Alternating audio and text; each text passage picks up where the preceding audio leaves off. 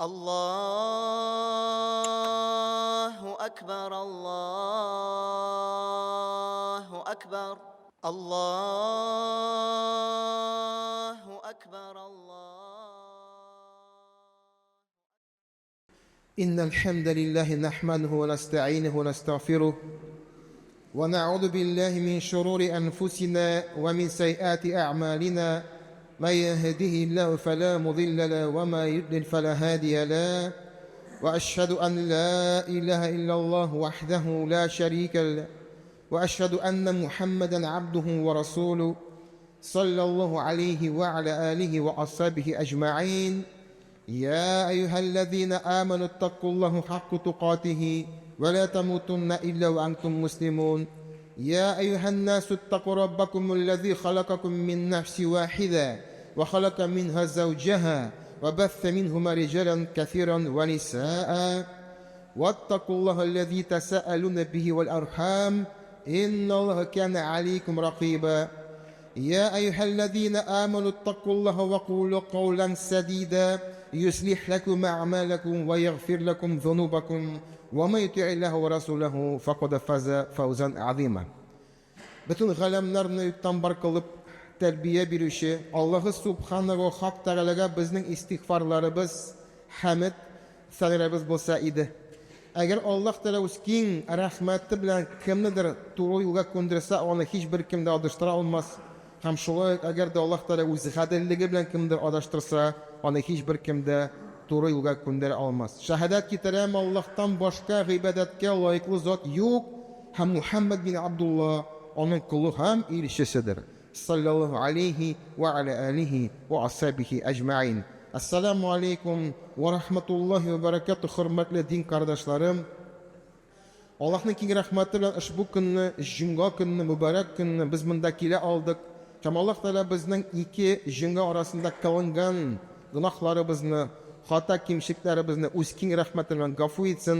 Ham qilingan izgi amallarni va ibodatlarni o'z keng rahmatini qalirdan qilsin. Assalomu alaykum va rahmatullohi va barakatuh. Hurmatli din qardoshlarım, Juma kunni biz oshig'amiz, azirlanamiz, ham kelamiz masjidga. Ushbu kunlarda, kuz kunlarda vaqtda qisqa jamoat, ikindiga xatli ora tor. Shunga albatta ushbu mezgillarni mana bunda kelib bunda o'zdirga tirishamiz. Ham ushbu jumgani albatta ig'tiborli etib tinglab, o'z-o'zimizga foyda olib, ushbu ilmni, ushbu ibratni, ushbu va'zni o'z turmushimizga kiritib jamoat tirishik. Ham mundagi ushbu minbardan aytilgan so'zlari, birshilgan mingzorlari Hazratning bo'lsinmi, imomning bo'lsinmi, albatta biz eshitirga tiyishmiz. Albatta u musulmonlarning, jamoatning, mahallaning turmushini bilib, anglab, ahamiyatin yetkazishga tirishadi. Shunga ko'ra jamoat ushbu mezgillar, ushbu daqiq minutlari bizning uchun foydali bo'lsa edi.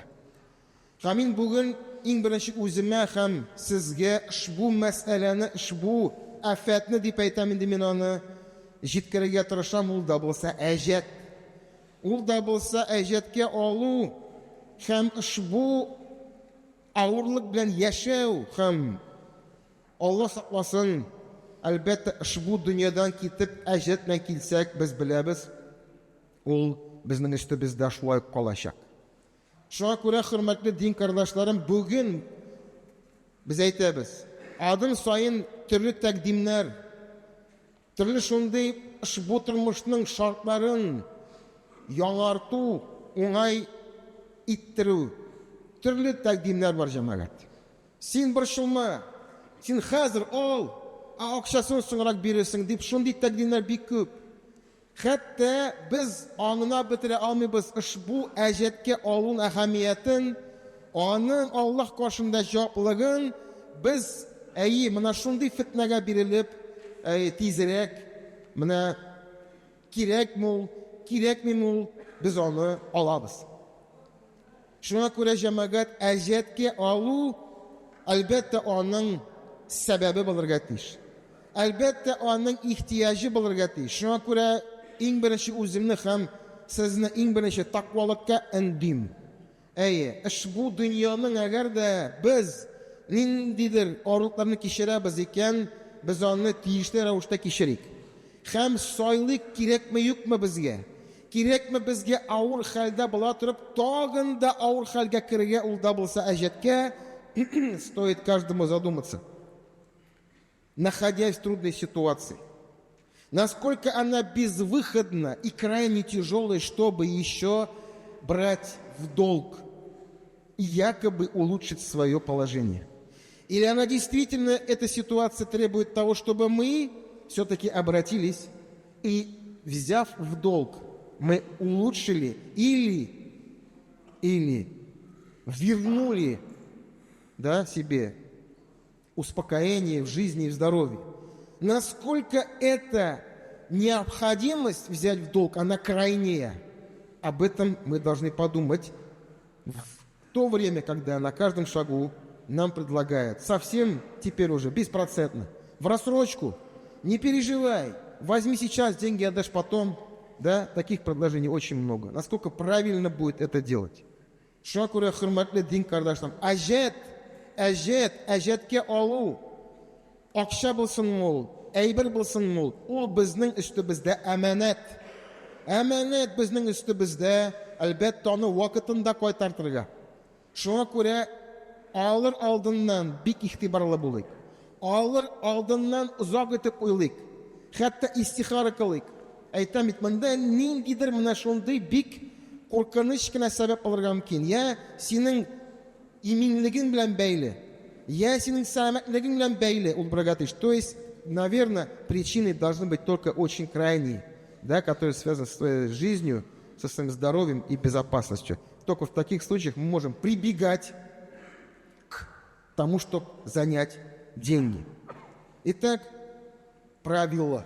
Хотел сказать, тема очень широкая, очень много хадисов пришло по этому положению. Многие, кто сидит здесь, он хоть сколько-то должен. Многие заняли, ждут, когда деньги будут вернуть. Другой ждет, когда ему вернут и так далее. Поэтому, в первую очередь, осознанно мы должны понять, надо нам это или нет. Иң беренче җәмәгать. Менә бу кагыйдәләр Аллаһ ризалыгы өчен без аны әзме күпме үтәргә тиешбез. Иң беренче кирәк бу безгә юк. Иң беренче. Һәм җәмәгать. Ниятебез нинди? Акчаны алганда, әйберне алганда безнең ниятебез нинди? Пәйгамбәрбез Мухаммад саллаллаху алейхи ва саллям әйтә: من أخذ أموال الناس يريد أداءها أدى الله عنه ومن أخذ يريد إتلافها أتلفه الله. Әгәр дә кем акчаны әҗәткә ала икән, һәм аның максаты, нияте кайтартырга тизрәк, Аллаһ Тәгалә аңа ярдәм итәчәк кайтартырга. Кем акчаны алган шакта, әйберне алган шакта, аның икенче төрле нияте, бәлки кичерер, бәлки онытыр, яра әле акчасы бар аның. Вот это проблема, когда мы берем деньги, и у нас намерение неправильное. Это проблема. С этой проблемой мы разбираемся в казияте, когда один должен другому и не отдает. Шуңа күрә, әгәр дә безнең ниятебез изге икән, Аллаһ Тәгалә безгә ярдәм итә. Всевышний помогает тому, кто вознамерился взять и сразу вернуть, постараться по возможности. Но мен ахаза амвален наси итляфаха атляфаху Аллах. Тот, кто берет и не намеревается возвращать, атляфаху Аллах, страшная слава, Аллах Тәгалә погубит этого человека. Ихтибарлы булыгыз. Шуңа күрә иң беренче ният, җәмәгать алган шакта. Иң беренче кирәкме юкмы, без уйланырга тиешбез. Аннан соң инде менә төгәл кирәк икән. Ниятебез нинди алган шакта? Вот так давайте будем говорить. Первое – это важность. Второе – это намерение. Третье – это что?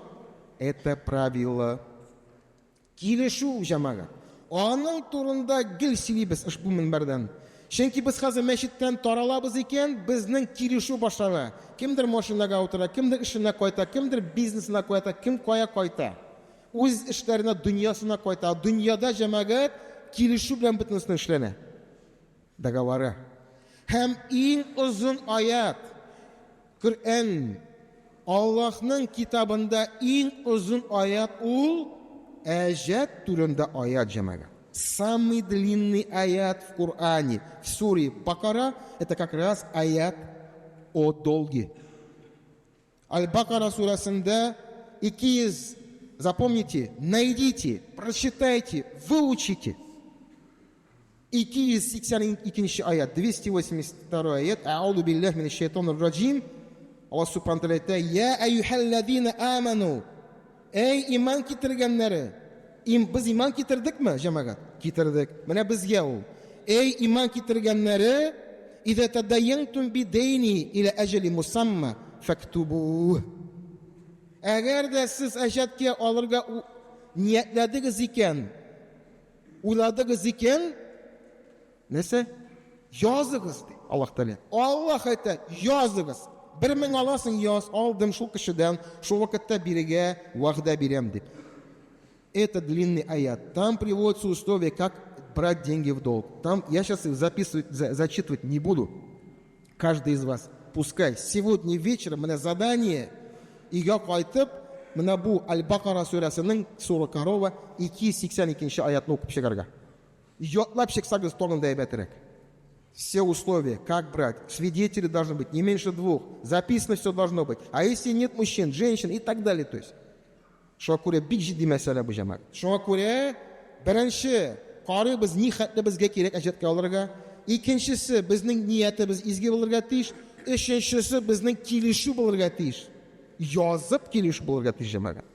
Шуңа күрә бу бик җитди мәсьәлә. Һәм җәмәгать, әгәр дә кем әҗәтен түлә алмаса, әлбәттә ул әйтергә тиеш, мин түлә алмыйм дип. Кашып, трубка алмыйча алдап йөрергә тиеш түгел. Наберись храбрости, смелости признаться, что ты не можешь вернуть долг. Подойди к этому человеку, объясни ему свою ситуацию, и пусть Аллах поможет вам. Җәмәгать болай ярамый. Без мөселманнар шуңа күрә әҗәткә акча алдык икән, әйбер алдык икән, без аны кайтартырга тиеш. Әгәр дә андый әҗәтне кайтара алмыйбыз икән, без аның белән сөйләшергә тиешбез. Ул кеше белән. С кредитором нужно быть всегда на связи. Кредитор — это тот, который тебе дал кредит.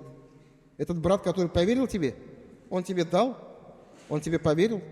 Шуңа күрә Аллаһ сакласын җәмәгать, без Аллаһ Тәгалә әйтә бит: "Я аюхаллазина аману" дип әйтә. Иман китерүчеләр ди.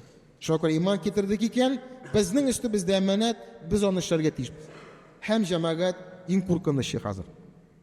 Иң куркынычлы. Әгәр дә кем әҗәтен түләмичә бу дөньядан китсә, аның әҗәте кала. Кыямәт көнендә үз әҗәтләрен кайтара башлый. Төрле хадисләр җәмәгать.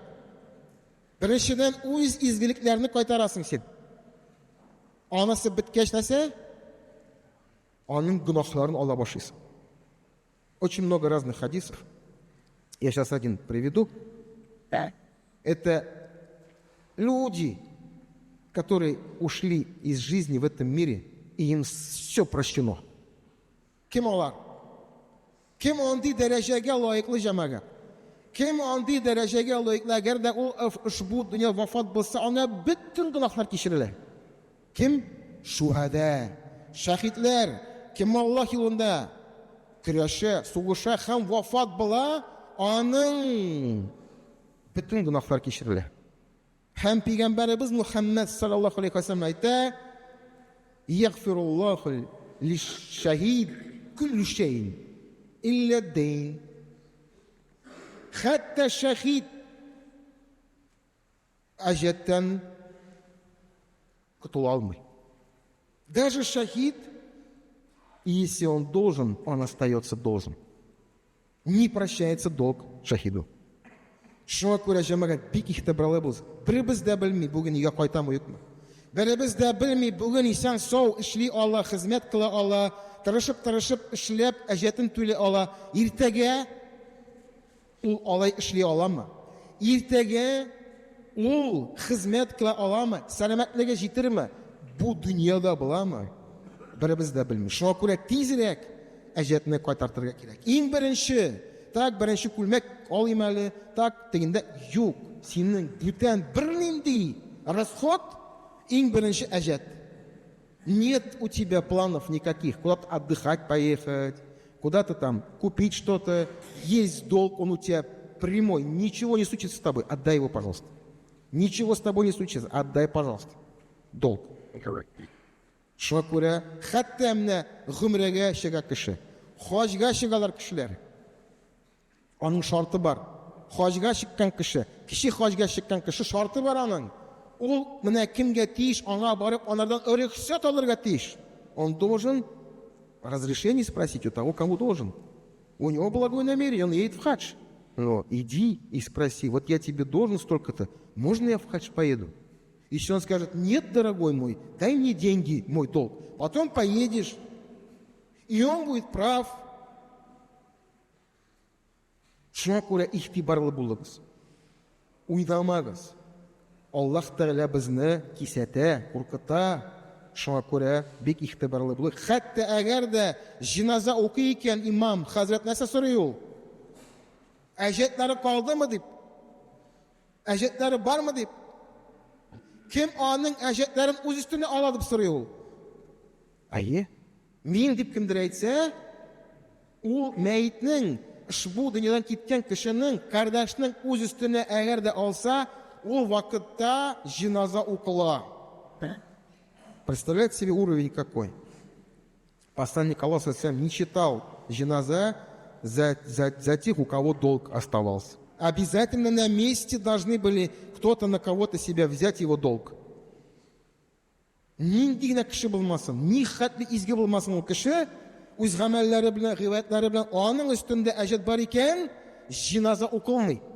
Не прочитается җиназа, пока кто-то не возьмет на себя обязанность взять усопшего человека на себя долг. Шуңа күрә Аллаһ Тәгалә безне гафу итсен, гөнаһларыбызны кичерсен, акыл бирсен, ушбу хәлдән, авырлыктан имин кылсын. Әгәр дә без әҗәттә, әгәр дә без инде менә шу чарага лаеклы булдык, әгәр дә без әҗәткә акча алдык икән, тиз арада котылырга насип итсен. Хөрмәтле дин кардәшләрем, сез җомгадан төшкән чакта уң якта вакытта торучы бабайның өстәлендә дугалар. Есть дуга, которые обращаемся к Аллаху за помощью, чтобы Он помог избавиться от долгов. Мы эту дуга написали, распечатали на арабском языке, транскрипция на татарском языке, на русском языке. Пожалуйста, выучите их наизусть. Они внизу у бабая на столе. Заберите, пожалуйста. Если что, разошлем еще по WhatsApp. Аллах Тәгалә безне сакласын, үз рәхмәтеннән ташламасын, һәм әҗәткә кирергә, әҗәттә булырга язмасын. Аллаһ Тәгалә ярдәм итсен. Aqulu qawli hada wa astaghfirullah li wa lakum min kulli dhanbin fastaghfiruhu innahu huwal ghafurur rahim.